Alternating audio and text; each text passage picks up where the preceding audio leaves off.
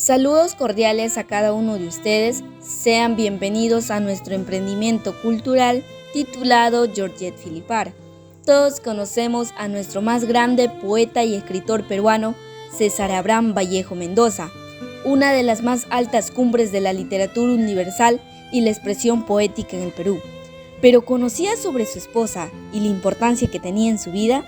Si quieres conocer más de ella, iniciemos. Conozcamos más acerca de Georgette Marie Philippard Travers, una escritora y poeta francesa, que nace un 7 de enero de 1908.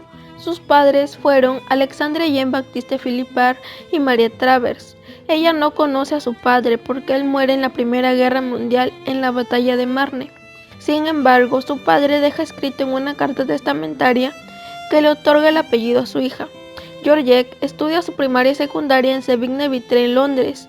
Tras culminar su secundaria, vuelve a París y junto con su madre pertenece al Grupo Real, donde confecciona vestidos para las reinas de Europa.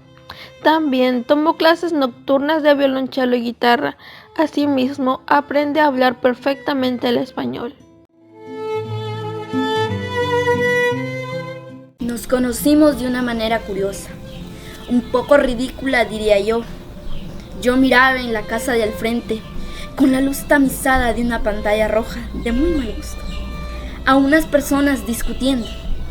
Era invierno y las ventanas se mantenían cerradas. Y yo le dije a mi madre, ¿esas personas del frente son sordomudas o qué? Entonces desde aquel día, desde aquel preciso momento, yo me asomaba a la ventana y veía su forma de hablar, su forma de expresarse, sus gestos. Era tan curioso. Y bueno, y así, poco a poco, me fui enamorando de mi Vallejo. Resulta interesante conocer cómo es que surge el amor entre una joven de 18 años y nuestro bey. Su amor tuvo lugar en París, aunque no fue fácil, pues la madre de Georgette se opuso a esta relación. Su matrimonio duró un decenio, sin embargo, su amor se conservó hasta la muerte de ella. De modo que cuando le preguntan a Georgette cómo se interesó por nuestro poeta, ella recuerda que lo observaba por su ventana. Su mamá no estuvo de acuerdo con su amistad, aunque esta duró 3 meses. Tras el deceso de su madre, él reaparece a darle el pésame y le dice muy avesado para iniciar una vida juntos.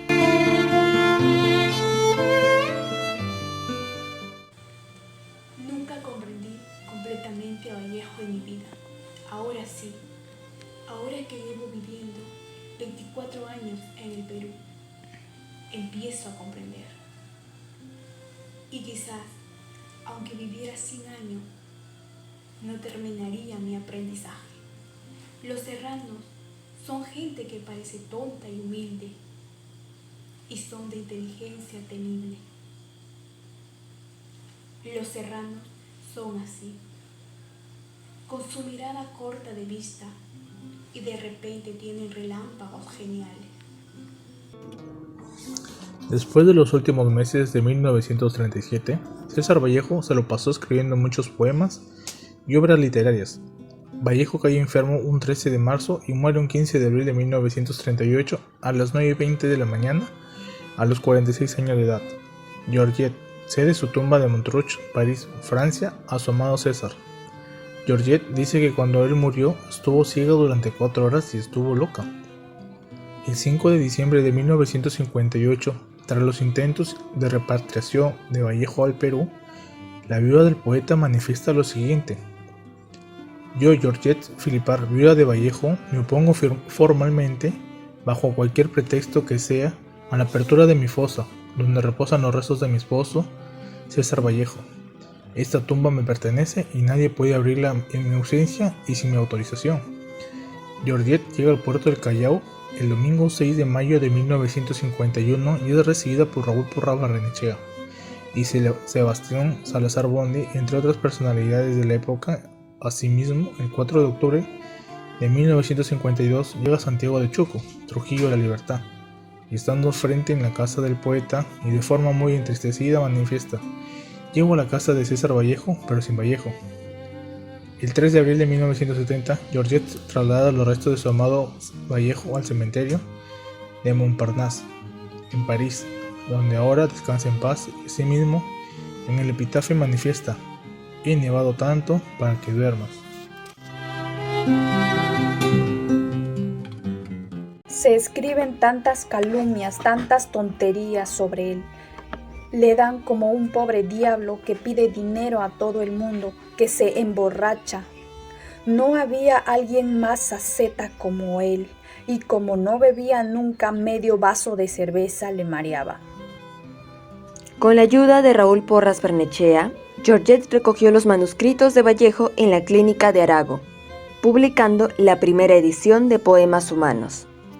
En 1943, con la Segunda Guerra Mundial amenazando con hacer cenizas el trabajo de su esposo, solicitó ayuda para salvarlos y trasladar los restos del poeta al Perú, mas solo consiguió ayuda para lo segundo. Entre la pobreza y con su madre ya fallecida, se las arregló confeccionando alfombras, pues se la crió para ser una mujer independiente. Estaba algo harta de la situación. Los medios solo se encargaban de ensuciar el nombre de César Vallejo y también no se le pagaba lo correspondiente por los derechos de autor. Georgette, aún con estos obstáculos, se encargó de preservar el legado de su marido y luchó cada segundo porque así fuera. He escrito muchos poemas, 30 están dedicados a mi Vallejo, como este, severamente bautizado entre mis trenzas. Lejos de mí me voy, todas las horas de mi vida, en pequeñas ataúdes, como estela de tu muerte. Fue una mujer incomprendida, acusada de poseer una mala actitud debido a los escándalos y a que tenía cierto rechazo al interactuar con los demás. Llegó a enemistarse con varios amigos de Vallejo, siendo Juan Larrea, según expresó, su lucha más desagradable. Acabó en la clínica Maison de Santé, donde recibió atención gratuita hasta el final de sus días, y un 4 de diciembre de 1984, a los 66 años, la vida de Georgette Philippard lamentablemente llega a su fin. Aparte de su incansable lucha, Georgette Philippard también dejó poemas de su autoría dedicados a su esposo. Su cuerpo yace en el cementerio de la planicie de Lima. Gracias a ella, los poemas inéditos de este autor salieron a la luz. Fue una mujer fuerte, valiente e inteligente.